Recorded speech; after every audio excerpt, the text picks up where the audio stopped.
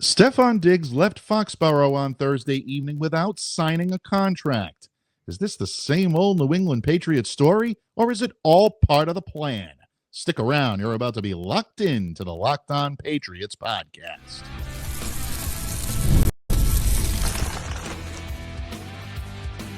You are Locked On Patriots, your daily New England Patriots podcast. Part of the Locked On Podcast Network, your team every day. Hello to all of you Foxborough faithful. Thank you once again for making Locked On Patriots a daily part of your New England Patriots coverage. Hopefully your first listen each and every day. I'm your host, Mike Debate, and I cover your New England Patriots for the Locked On Podcast Network. So reach out to me and let me know what's on your mind on X at MDABATENFL. You can find me where the skies are blue over on Blue Sky at MDABATENFL.bsky.social. And of course, if you're looking to show some social media love to Locked On Patriots, do that on our X account at LO_Patriots. And Pats fans, today's episode is brought to you by Monarch Money. Take control of your finances with Monarch Money. Use code LOCKEDONNFL at monarchmoney.com for 50% off your first year. Much to the chagrin of all of you out there in Patriots Nation, veteran wide receiver Stefon Diggs left without signing a deal here in New England. And of course, you can imagine it's creating all kinds of reactions on social media, some level-headed, some not so much. Is this another example of the Patriots simply not wanting to pay a big-time pass catcher, or is there a method to their madness? We're going to discuss that here today on Locked On Patriots. We're also going to take a look at one of the more unheralded departures that happened earlier this week. Defensive tackle Daniel Ekuale will sign a deal with the Pittsburgh Steelers. With all of the upgrades that the Patriots have made to the defense in the last couple of weeks, what does Ekuale's departure mean for the team moving forward? And last but certainly not least, we're going to talk about what the New England Patriots still need to do in order to get this team back to respectability. In other words, what's the biggest void still remaining on this roster as the Patriots move closer to the start of the 2025 season? All of this and more today, and of course, these subjects not only require wisdom and counsel, but they also desperately need, some level-headed reason. And that's why we're welcoming in today our resident voice of reason, my good friend, columnist extraordinaire at PatsFans.com, as well as being the co-host of another amazing Patriots podcast, Patriots 4th and 2, that should be in your rotation. He's my Patriots paisan, Steve Balestreri. Steve, always enjoy closing out the week on the microphone with our resident voice of reason here on Locked On Patriots. Well, thank you. As do I, right? I mean, Yep. It's always a lot of fun talking football, especially with you. And we've been doing it for a long time. Absolutely. I feel the same way, buddy. You know, I mean, we've covered Super Bowl champions here in New England, and we've also covered teams that were the furthest thing from it. And last year was certainly that case. Really, I mean, you can make the argument the last 2 years here in Foxborough have not been fun. Hopefully, there are better days ahead. And I think that's one of the reasons why, Bud, so many everydayers here on Locked On Patriots, so many fans throughout the entirety of Patriots fandom were a little disappointed yesterday when Stefon Diggs left without signing a contract. Now, you and I have talked about Stefon here on Locked On Patriots a few times, and we've both agreed that there are pluses and there are minuses. Whether or not some of the problems that he's had in past stops could end up derailing the progress of Drake May, some of the sideline antics that we've seen in the past, would they have an impact on Mike Vrabel's ability to build a team now and to enhance the culture here in Foxborough? But you take a look at the skill set and you take a look at what he brings to the table, it's hard to argue that this guy would be not only the best wide receiver in the room the moment he walks through the door, but also an elder statesman, someone that's battle-tested, played in big games, knows how to come through in those moments. To me, I think it would just be an invaluable experience for anyone in that building that's playing on the offensive side of the ball to play alongside of Stefon Diggs. But there's also a flip side to that. Stefon is coming off of a torn ACL. The Patriots need to be absolutely certain if they're going to ink him to a big-time deal, which from what I'm hearing, a one-year deal, folks, a prove-it deal, not going to get it done for Stefon Diggs. He's looking for more than that, as he should. And I wanted to throw that in, Steve, because that is a common question that I'm getting within the last 24 hours is, well, what about the Patriots just uploading a huge one-year deal? from what I'm hearing, that's not something that Stefon is willing to entertain. So in that regard, if the Patriots are going to shell out a multi-year deal, they have to be sure that the medicals come back as optimistic as they'd like. And based on that, there's a limit to where they'll go contractually with Stefon Diggs. And there are still a lot of options out there that maybe Patriots fans have forgotten are out there. So in that regard, I would like to call upon your wisdom, your counsel, your reason here. Because as I like to say each and every week, you see things us mere mortals don't see. With regard to Stefon Diggs, were you surprised that he left Foxborough without a contract yesterday? And here's the $1 million question, my friend. Was it the right or the wrong move for the New England Patriots? Well, first of all, not surprised at all that he left without a contract. This is, when you reach that certain level of a player that he has. I mean, he was on pace for another 100-catch season last year down in Houston. So, I mean, he's going to weigh his options. And there's still some teams that are going to, want him to come in and visit. I believe Dallas is one. I wouldn't be surprised if certain other teams that might feel they're on the cusp, of going to the Super Bowl this coming season will look to, retain his services. So, I mean, people who expected him to sign to, yesterday, you have to take the blinders off. He has that right to look at all of his options, and he's going to do that. And honestly, the Patriots would probably be low on his totem pole, because at his age, he probably wants to win a ring. Mm-hmm. And, at this stage of the game where, Mike Vrabel's guys are at right now, they're not going to do that this year. Mm-hmm. So, I think they're going to be much improved. And Diggs would absolutely elevate the wide receiver room, I still think even if they signed him, they should draft a wide receiver in the first or second round, because they need more than one guy. And, he'll elevate some of the other guys that are on the roster. I mean, he's a technician, but, he's going to weigh his options, and he has every right to do so. And I don't expect him to sign with anybody probably until after the draft. That's interesting. Actually heard that from a colleague of ours in the business that I'll keep anonymous for now, because just out of respect for the gentleman. But he said the same thing, that he believes that at this point, it's not beneficial to the Patriots to make this signing. It's definitely not beneficial to Stefon to make this signing. So, yeah, they were going to come together. This was going to be his first stop. Patriots still have a ton of cap space available. They can pay him the maximum deal that he's looking for if, in fact, the Pats feel that Stefon is the guy they're looking for. So if both of those things come together and the Patriots decide he's worth max money, they can pay it. And I think that's one of the reasons why he was the first stop on this little tour that he's about to embark on. But again, whether it's Diggs or whether it's another receiver, I think the thing to remember for Patriots fans right now is there are still options out there, even if Stefon decides he's going to go on to greener pastures elsewhere. There's still the possibility that the Patriots may enter discussions with the San Francisco 49ers on a potential trade for Brandon Ayuk. We've talked about Ayuk before. Diggs right now has the greater potential to be an impact player right away, but don't forget, 31 years old, coming off of an ACL, you don't know what you're going to get from that first year.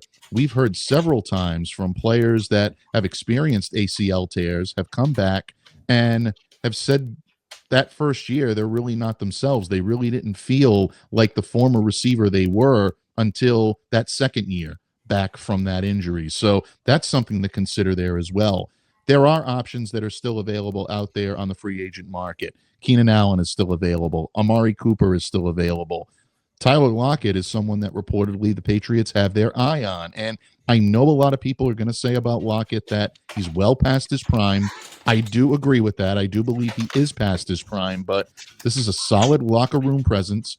This is a guy that was targeted 70 times last year, 49 catches, 600 yards, 12.2 yards per reception, and he had 2 touchdowns. Now, those numbers are not going to illuminate the stat sheet. They're not going to satisfy the fans' bloodlust for a top wide receiver. But what it does is it brings in a solid character guy that I think can help the guys in this locker room build. If you can't find that number one this year, Lockett is a good guy to bring in to help everybody around him. It's not going to solve all of your problems in the wide receiver room, but it will help to build a solid group for the future. So once again, folks, the Patriots' return to respectability is a marathon. It's not a sprint. Try not to expect the fact that these problems are going to automatically be rectified with the wave of a magic wand. Sometimes you have to build, and sometimes that building goes slowly. So in that regard, I can understand why the Patriots are not willing to go max value right off the bat for Stefon Diggs, because they have options, and they also have, again, as I said before, have to be very weary of those medicals coming back. That, to me, is going to be the biggest telltale as to where Stefon ends up. Whether it's in New England or anywhere, any team investing in him has to be sure that he's going to be productive, not just in the subsequent years, but this year especially. Yeah, and that's a great point, because, tearing an ACL maybe at 26 is a little bit different than at 31. You don't know how your body's going to react to that. Although, from what I've heard, that he's kind of ahead of schedule. Mm-hmm. And, there's reports that he's going to be ready to go by, week one of the NFL season, which would be ahead of schedule. But, with these things, you have to take it easy. The last thing you want to do is sign this guy and be pushing him to get out on the field. I mean, you have to let him do that complete rehab. And until they start running and making, a lot of guys get the ACL and they're running, and you see them running like sprints, and they look fantastic because they're not putting stress on that knee. Right. It's when they cut, and it's going to take. I've talked to people who've had that, and they said that the hardest thing to get through is that mental thing, because they're afraid of making that cut and putting that stress on the knee, because they've all said the same thing. Actually, one of the people that I interviewed a long time ago was a girl who had one, and she said the toughest thing was making that first cut, because mentally in your head, it's tough to get through that. And that's why it takes a little while for them to get back into the flow. And we saw that with Kendrick Bourne last year. He wasn't all the way back last year. And that you expect that. Now, this year, I know we're all expecting him to be back to his normal self, which would be a great boost for the passing game. Right. But, the only thing, and I'm not really worried, because these ACL surgeries, they're getting better and better with them. I'm not really worried about the physical part. It's the locker room part. And as you mentioned, but, when you look at Diggs's, past stops in his career, year one, he's like the team guy, right? It's all about the team. He wants to, help the team win, blah, blah, blah. Year two, he starts politicking a little bit more for the ball, and then year three, he can be a pain in the backside, right? Yeah, absolutely. I'm glad that you mentioned that, because Murph and I talked a little bit about this yesterday. First of all, we did discuss the fact that Diggs is coming to town, or at least coming into this season, seemingly ahead of schedule when it comes to his rehab. So that's great news for Stefon. It's great news for the teams that are going to be potentially signing him, like the Patriots. But again, I think it's so important that you make that point that you're never really going to know until you get out there on the field. You mentioned Kendrick Bourne, and having the chance to have spoken to Kendrick one-on-one last year about the ACL tear and about his return to the field, he did admit that there were times where he did feel a little bit snake bit, for lack of a better term, when it came to making a cut, or when it came to really pushing the limits of his knee and seeing how far he could go. It is a difficulty, and nobody can blame an athlete for that. That's a very devastating injury to go through, and a very lengthy rehab. it's a very difficult injury to get over in so many facets. So that's why the medicals are so important, folks. If those things come together, yeah, I think the Patriots have a great chance of maybe convincing Stefon that this is the area for him to come. And consider the remaining contract balance just finance. Di salud, Don Balestreri. I think they may have a deal on their hands. Yeah, this is what it all comes down to. And look, guys like Diggs have earned their payday, and this will probably be his last really big one. At 31, because he's looking for 3 years, possibly more. And you might have a fourth year that's kind of like a throwaway deal. So, I mean, he's going to want to cash in. And that's why he's going to visit all these teams, and he's going to bide his time. And that shouldn't come as a surprise to anybody. I mean, this happens every season. You hear these guys, hey, look, I'm taking my time. I'm going to visit other teams. I'm going to see what's out there. Plenty of time. He's not going to be ready to go to OTAs anyway. Right. So it's not like he has to be in the building right now. Steve, it's always fun to think about the possibilities that New England may put out there offensively. However, there are a lot of defensive moves being made by this Patriots brain trust in the front offices of One Patriots Place in Foxborough. A lot of additions, but there are some subtractions as well. We've seen Jonathan Jones and Dietrich Wise take their talents to the nation's capital. One such player, though, kind of sliding under the radar a little bit this past week, and that is the departure of defensive tackle Daniel Ekuale, heading off to the Pittsburgh Steelers. How does the loss of Ekuale affect the Patriots in the short term, and is this a sign of things to come in the long term for how the New England Patriots are going to do business? Steve and I are going to discuss that point in just a moment when this episode of the Locked On Patriots podcast continues, a proud part of the Locked On Podcast Network, your team every day. Locked On listeners, scaling your business requires the right expertise at the right time. With Upwork, you can find specialized freelancers in marketing, development, design, and more. Experts ready to help you take your business to the next level. Upwork gives businesses flexibility by connecting them with top freelance talent across multiple industries, including IT, AI, web development, and marketing. Whether you need extra hands for a project or a long-term partner, Upwork makes hiring simple and affordable. You can find the right talent. If you need help with a marketing campaign, Upwork can connect you with a freelance expert who delivers incredible results. And the hiring is fast and easy. Posting a job is free and simple, and within a day, you'll have multiple qualified candidates to choose from. Visit Upwork.com right now and post your job for free. That's Upwork, UPWORK.com, Upwork.com, to connect with top talent and grow your business today. Locked On listeners, ever check your bank account and wonder, where did all my money go? Between dining out, online shopping, and entertainment, it's easy to lose track. That's where Monarch Money comes in, your personal CFO giving you full visibility and control over your finances. Monarch Money isn't just a budgeting app. It's a complete financial command center. You can track all of your accounts, investments, and spending all in one place. So you stop just managing your money and start building wealth. Instead of juggling multiple apps, you can use Monarch to check your finances, track spending, and even plan long-term goals. Managing money with your partner is smoother than ever. You can track shared and personal accounts, set goals, and stay on the same page without the stress. Take control of your finances with Monarch Money. Use code LOCKEDONNFL at monarchmoney.com for 50% off your first year.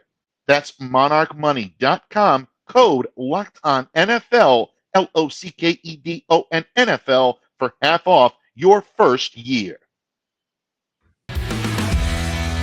Patriots fans, thank you once again for joining us here today on Locked On Patriots as we continue to discuss the various Patriots roster voids.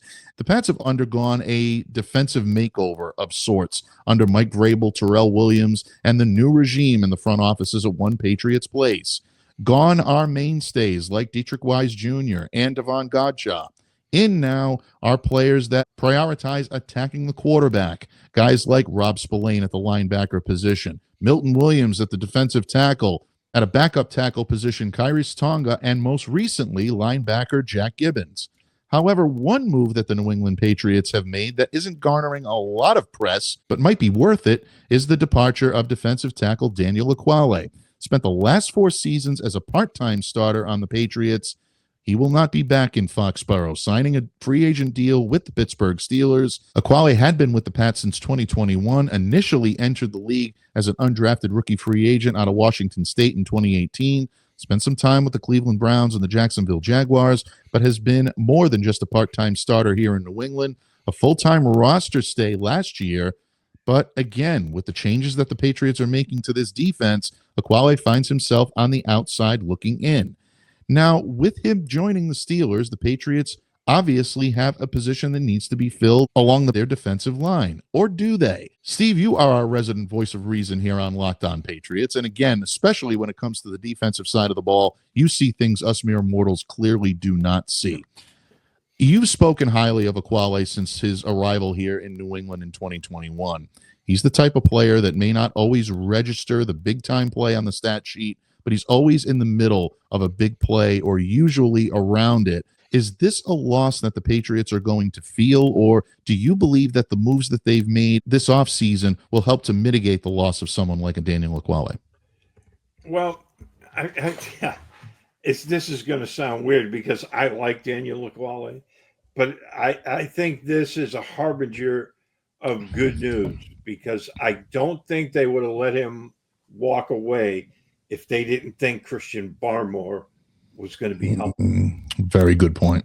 I'm just looking at it from that perspective.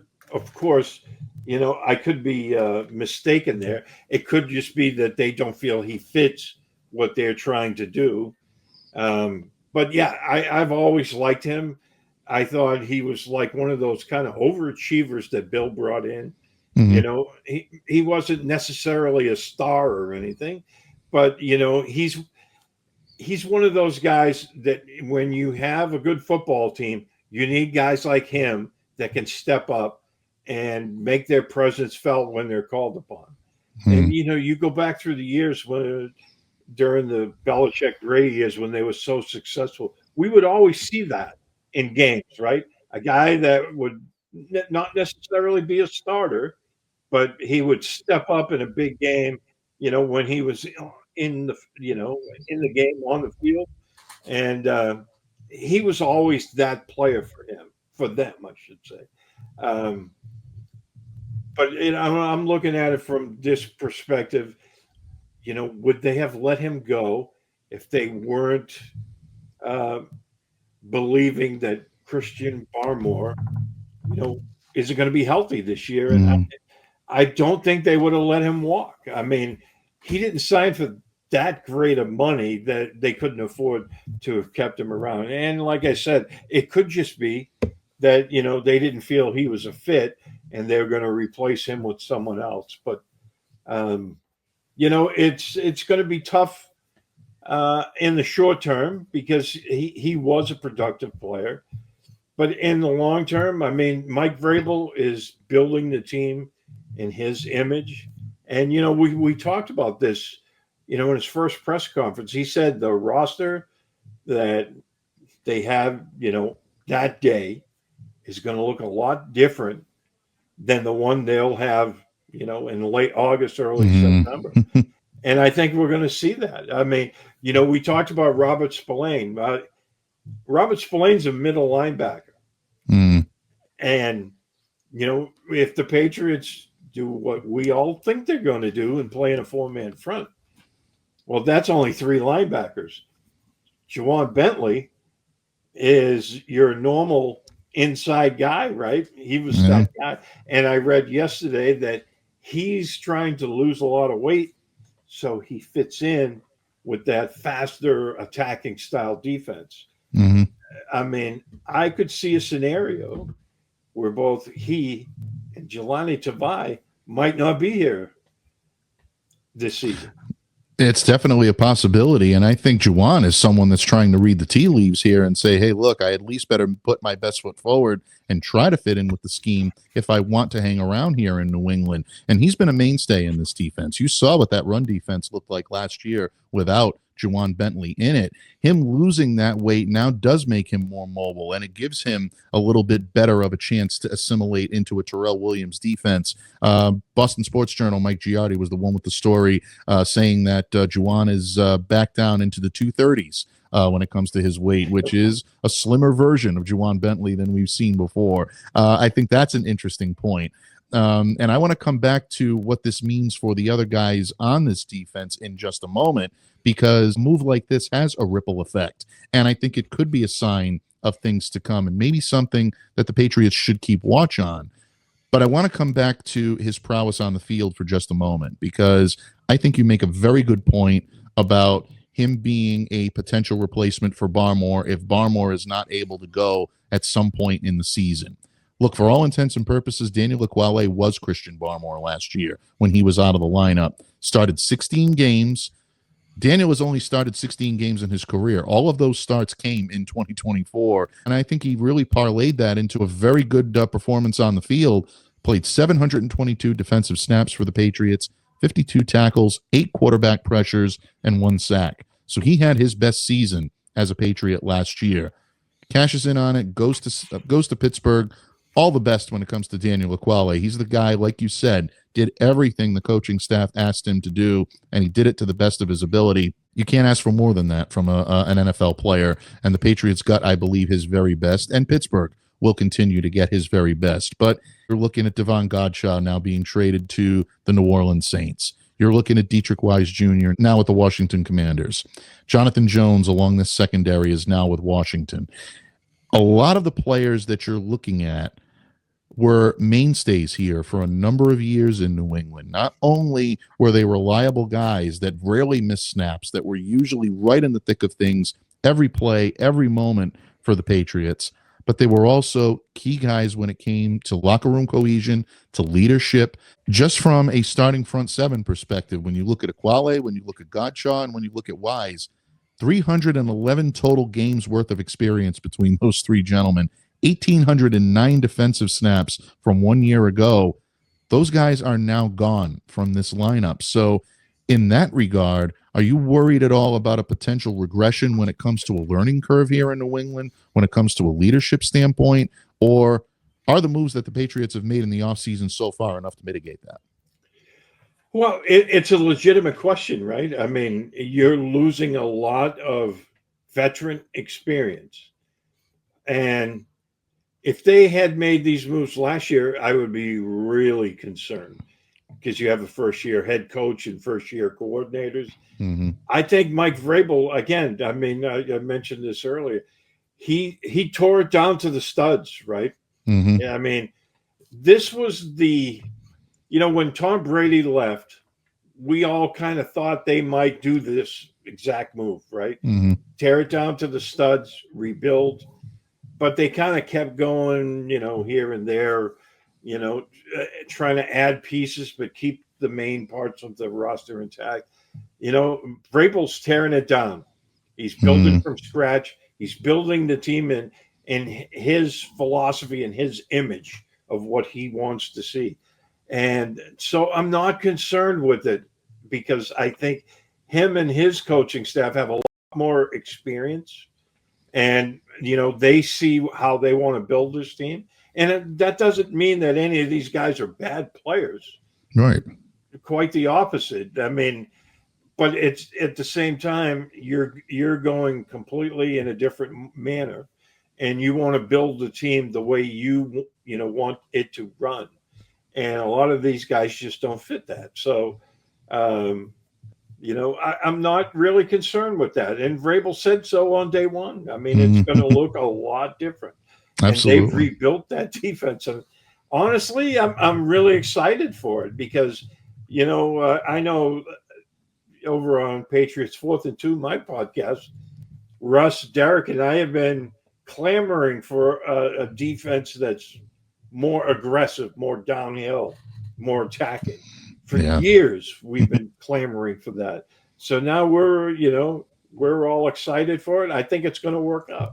And Steve, bottom line, whether the Patriots are packing the defensive line with new talent, whether they're upgrading the secondary or they're upgrading the offensive line or the quarterback room, no matter what moves the Patriots have made this year in the offseason, there are still some voids that need to be filled. A couple of them are pretty prominent ones. Simply put, what is the Patriots' biggest void on this roster at this moment heading into 2025? And what steps should be taken for the Patriots to fill it? Steve and I are going to discuss that and more when this episode of the Locked On Patriots podcast wraps up right here on the Locked On Podcast Network, your team every day.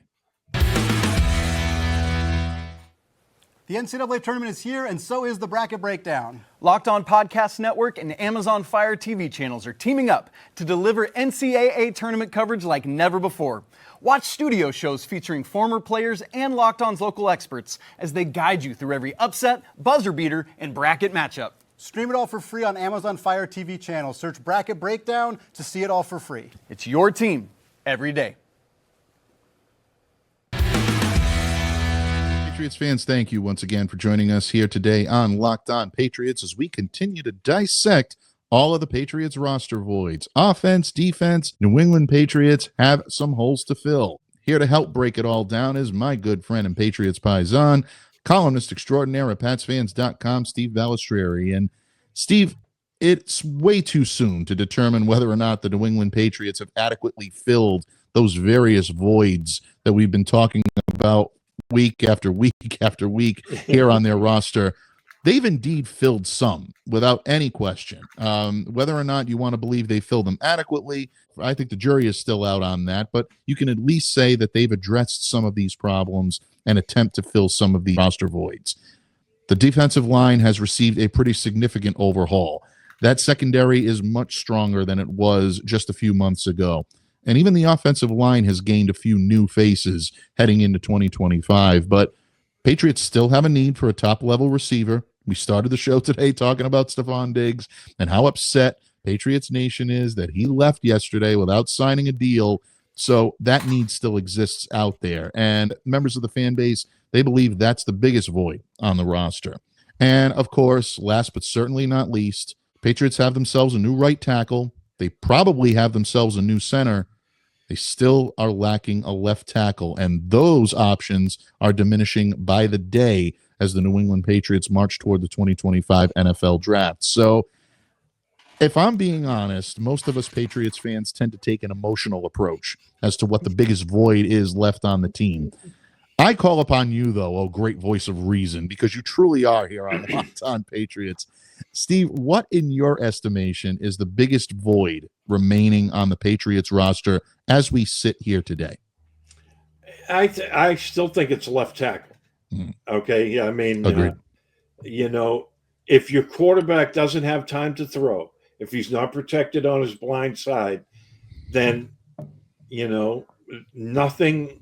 I mean, you could hire Stefon Diggs and T. Higgins, and it's not going to work if your quarterback doesn't have time to throw. So I think that's the most important thing. And you and I have talked about this many times. The guy, for left tackle, and I've said this till I'm blue in the face, but no one seems to like the idea. I want a stopgap guy right now, and he's still out there, Tyron Smith. Former Dallas Cowboy, former New York Jet. Definitely on the downside of his career. He's not the player he still was, but he still, can be very, very good. And so now I still believe they need to draft a left tackle very early in this draft. And, with Smith, now you already have a stopgap measure. That rookie is not going to be thrown to the wolves on day one. Right. You have that established veteran presence out there. And the guy, that has been forgotten amongst the tackle prospects is Josh Simmons out of Ohio State. Now, he tore, I believe it was an ACL, right, in October. Or I think it was early October, but I'm not sure. I'd have to double check that. But a guy like Simmons, now he was considered prior to his injury, he was going to be the first tackle off the board. Mm-hmm. He's got tremendous talent. And now if you bring on a guy like Smith as, your veteran stopgap, now Simmons has all the time he needs to get healthy. Right. And I think he's a fantastic talent. I do. I mean, I thought he was going to be like the top tackle in the draft. And, so many people, they just keep reading the same things over and over about, Will Campbell having short arms. I don't know if the same people who keep saying that haven't watched the tape of him, because when you see him play left tackle, he's outstanding. But, it's just food for thought. If they sign Smith, Mm-hmm. Travis Hunter's still there at 4, you could possibly move back up in the late first round and get a guy like Simmons. And, I would love to see him anchoring down left tackle for the next several years, because I think that's a possibility. And, again, the medicals will have to check out, but you have plenty of time to do that between now and late April. And I would still bring Smith on regardless of who they plan on drafting. Mm-hmm. That's the smart move. Yeah, I'm actually more surprised that Tyron Smith was not someone that is mentioned prominently among the Patriots' potential targets. And a lot of people were wondering whether or not he's going to suit up. But if he does decide to do so, and indications are that he might be willing to do it, yeah, I think New England makes a ton of sense. This guy brings not just Hall of Fame capability, which, I mean, we've seen the resume on Tyron Smith. 2-time first-team All-Pro, 3-time second-team All-Pro. He's been to the Pro Bowl 8 times. I mean, he's going to be considered among the better left tackles of his generation for years to come, and it probably will earn him a spot in Canton. He's played 171 games. He started every single one of those. So if he is indeed ready to come back, maybe the Patriots can get him on a team-friendly, short-term deal to allow him to prove to everyone out there that he's still got something left in the tank. If that is not the case, then I agree with you. I think the New England Patriots absolutely have to look to the draft at this point. And Simmons, yes, does come with his drawbacks because of the injury. But again, I think his prowess and what he's shown he's capable of on the tape that you've seen from him from Ohio State really makes him leap off the page. This guy would be a very good left tackle here in New England. Will Campbell, I know, is the darling of most media pundits out there right now that are filling out mock drafts. I understand about the arm length. A lot of people are concerned about that. When it comes to looking for wisdom and counsel in matters of that type, always consider the source of where it's coming from. And I don't think there's a finer evaluator of talent when it comes to the offensive line than former Patriots offensive line coach Dante Scarnecchia, who has said, don't worry about the arm strength with this kid. The talent is there. That's what's most important. He's good enough to overcome that. If Dante's saying it, I'm going to give him the benefit of the doubt. But if that's not to your liking, our guy Murph is very high on Kelvin Banks Jr. I've been watching him a little bit more. I wouldn't be upset if the Patriots chose to put all their eggs in that basket. So they do have options there to fill that void, but I absolutely 100% agree with you. This is the area where the Patriots need to focus so much of their energy over the course of the next month or so. You need a solid, dedicated option at left tackle if Drake May is going to feel that comfort he needs to be able to move this team forward and back to respectability. If you've got uncertainty at the left tackle position heading into 2025, I'll say the words, recipe for disaster. Yeah, absolutely. We saw it last year. Mm-hmm. I mean, and look, last year was what happened, and they thought they had signed a guy, and after 1 week he decided, New England is not for me. So, I mean, that kind of throws a huge monkey wrench into your plan. I mean, right. I'm not, being an apologist for Gerard Mayo's staff, but I mean, who saw that coming? I mean, it was impossible to tell. It's one thing, you lose a guy for injury, you just have to chalk it up. Hey, the football gods have decided this guy's going to get hurt. Mhm. But for a guy to just up and quit on you after the first game, I mean that's a tough one to come back from. Yeah. Because you don't have any backup plan at that point.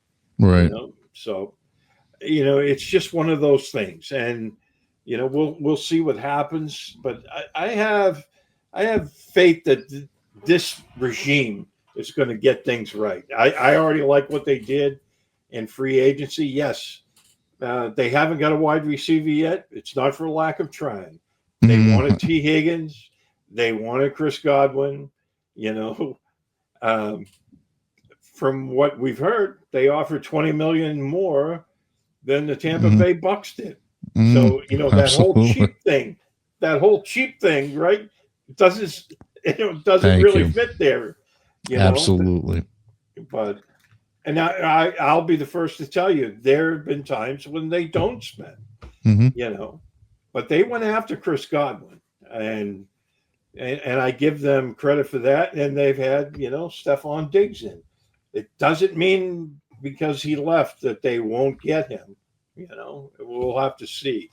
But going into the draft, I agree with you. I think it's left tackle, wide receiver, and then I think there's, with the tight ends that are available. I love that they brought back Austin Hooper with Hunter Henry. Those two guys were, I thought, the best two guys in the offense last year. But it wouldn't hurt to get a young guy in there. Say, for instance, I know I keep harping on this guy because I like him, Mason Taylor. If you can get him maybe in the third round. But I do think, as you mentioned earlier, running back is sneaky, is a sneaky need this year.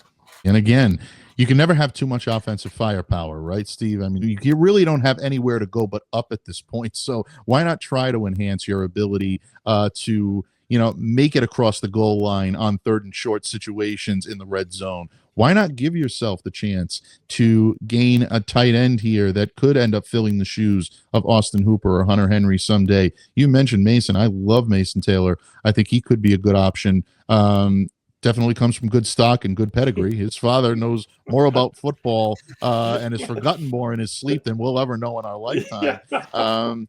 Gunnar Helm is a guy that I like an awful lot from Texas, simply because I just want to bring the Spaceballs meme back. I want to bring back that who made that man a gunner. What better way to do it than you exchange one Oshowski for a Gunnar Helm? I think that would be good.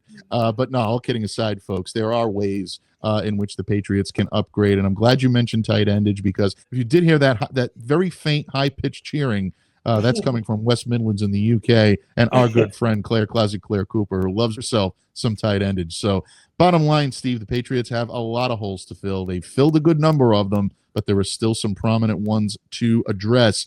And that's the task now that the Patriots face. Steve, you're always there for the handoff when I need you. I thank you for your wisdom, your counsel, most of all, your level-headedness and your reason. We desperately need those here in Foxborough. You've provided that today. So I thank you, my friend, and the tip of the cap to you.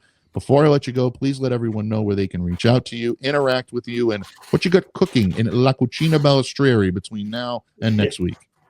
Thanks for having me, as always.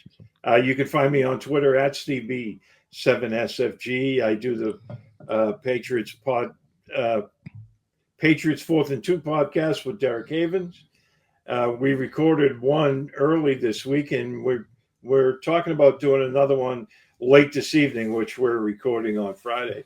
So we might have one up, tonight with that. And, we're going to be looking at how the roster is configured right now. Mm-hmm. Which guys, just like we talked about, might find their way on find themselves out of a job here shortly. And, what moves can they make via the draft and remaining free agency to help shore up some of these other positions. And I think, like I said, I think Vrabel and his staff are off to a good start. I want to see Josh McDaniels and Drake May start putting some cool stuff together. Folks, I want to thank each and every one of you, all of you everydayers, all of you occasional listeners, and of course, anyone joining us today for the first time, for all of your support to Locked On Patriots. Thank you for making us a daily part of your New England Patriots coverage. And folks, stick with us because the best is yet to come. A ton of exciting guests lined up next week, including Mock Draft Monday. So make sure to get those mock drafts in over the weekend. We can't wait to feature your great work right here on the Locked On Patriots podcast, a proud part of the Locked On Podcast Network. In the meantime, on behalf of my good friend Steve Balestreri, I'm Mike Debate, reminding all of you to stay safe, to stay well, to be the change that you wish to see in the world. Have a great day, everyone. Have a great weekend, and we'll see you back here again on Monday on Locked On Patriots.